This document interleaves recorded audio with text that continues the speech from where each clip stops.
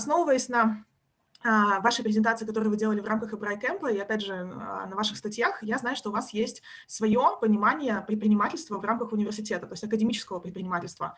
Могли бы вы нам поделиться своим мнением, что для вас предпринимательство в рамках университета?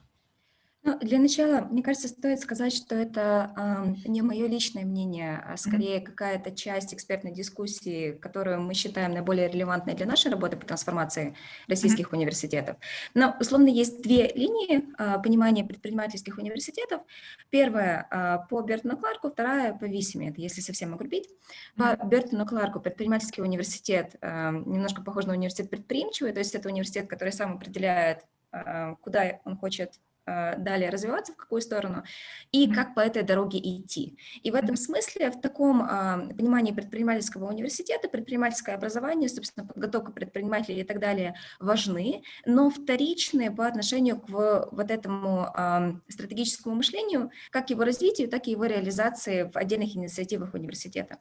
И есть предпринимательский университет, опять же, условно, по Висиме, где как раз ставка на трансфер технологий, на подготовку людей, которые могут далее создавать и управлять наукоемким бизнесом. Ну, вот как-то так.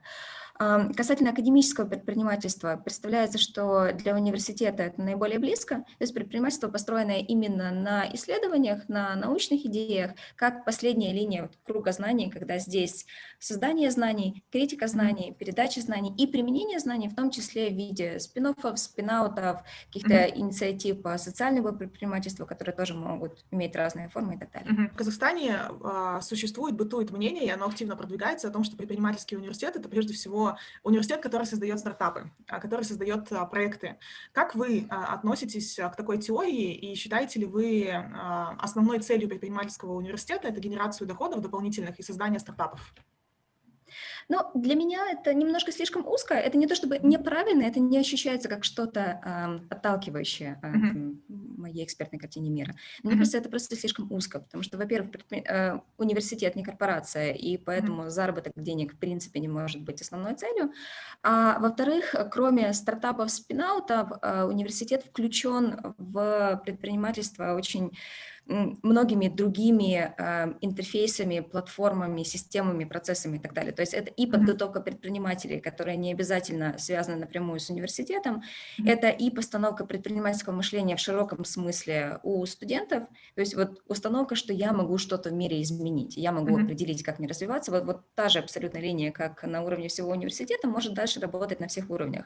На уровне отдельных школ, департаментов, институтов, преподавателей и студентов.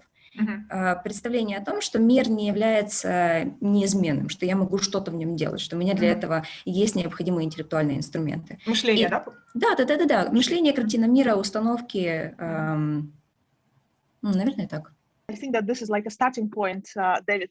I would like to know, I mean, there are different models of the entrepreneurial universities, and there are different theories about entrepreneurial university.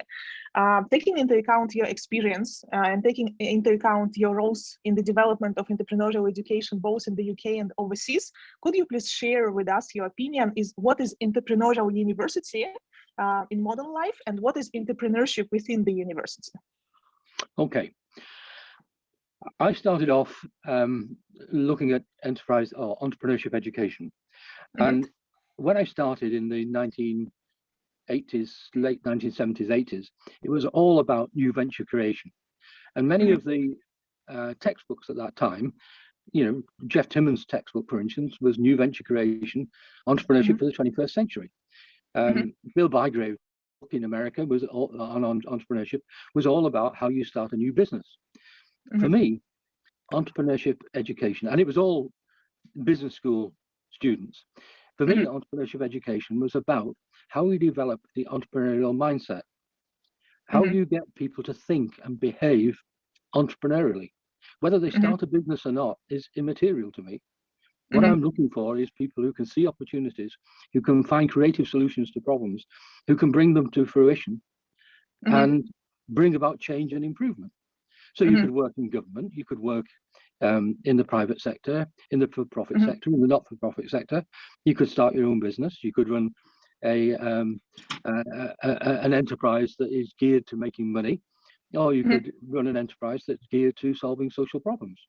You know, what you're doing is thinking and behaving entrepreneurially. Now, I then realized that one of the things which you find in research is people become entrepreneurial in an entrepreneurial environment. If you're in a bureaucratic environment, you don't become entrepreneurial. You know, if you're with friends and colleagues who are not entrepreneurial, you are not entrepreneurial. Yeah. So, you know, if we are going to create enterprising and entrepreneurial people in universities, we have to have an environment which is supportive of entrepreneurship. And that means that teachers have got to be innovative. Teachers have got to, instead of saying, oh, no, we don't do it like this, they've got to try new things. They've got to make mistakes. They've got to learn from their mistakes. They've got to be confident and have a lot of self-belief. The number of times I've been in classrooms and heard teachers saying, no, we haven't got time to answer that question. What they're really saying is, I don't know the answer. Yeah, exactly. You know, now, if I don't know the answer to a question, I will actually say, I don't know the answer to that question. Let's see if you can find out. And sometimes I'll actually say that when I do know the answer to the question, because I want the students to learn. I want them to find out for themselves. I want them to discover things. So you've got to have an environment which is enterprising and entrepreneurial. You've got to free it up from, you know, some of the bureaucracy. Some of this is the way we do things here. So when we speak about the entrepreneurial environment, does it mean that that environment has to engage new venture creation, or it's an environment that gives us entrepreneurial mindset? I'm coming on to that now. Yeah. Right. So we've got to create an environment where people are thinking and behaving entrepreneurially. And increasingly, you know, the role of government, the role of universities is beginning to change. We're now moving into a knowledge economy. Or we've moved into a knowledge economy. And in that knowledge economy, universities become the catalyst for economic and social development through their research. And what has tended to happen in most academic institutions is that people have carried out research and then given it away in conferences and in papers, because once it's in the public domain, you can't defend it. And universities increasingly, partly because of, in the West anyway, partly because of reduction in government spending, have latched on to the fact that, hey, why give our intellectual property away? Why don't we use that to generate some income? Now, in Britain, that happened in the 1980s when Mrs. Thatcher slashed university budgets. And the first thing that happened was universities cut their costs. The second thing that happened is universities started to say, how can we generate income? And the way in which the British universities did it was by recruiting international students. And then in the early 2000s, they suddenly realized they could generate it by creating businesses. And the Bayh-Dole law in America had been introduced. So the Americans could actually commercialize their intellectual property. So universities started to sell either to industry or, you know, to commercialize through business startups their own ventures. So this then became the practical outlet for all this entrepreneurial activity and behavior. The only problem was that often it was not integrated into the core of the university. It was seen as bolt-on, it was add-on, it wasn't a core mission. But increasingly, it is now becoming a core mission, the third mission. Teaching, research, and enterprise is the third mission. Yeah.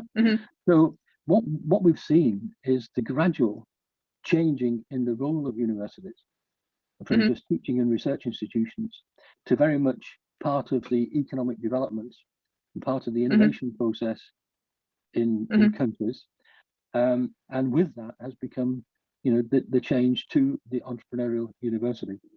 In my view, the entrepreneurial university does essentially, I suppose, three things. It firstly, it changes its role and its format and its culture by becoming more entrepreneurial in its behavior. It secondly creates enterprising and entrepreneurial students, and it thirdly commercializes its intellectual property, either through the technology transfer, through knowledge commercialization, business startups.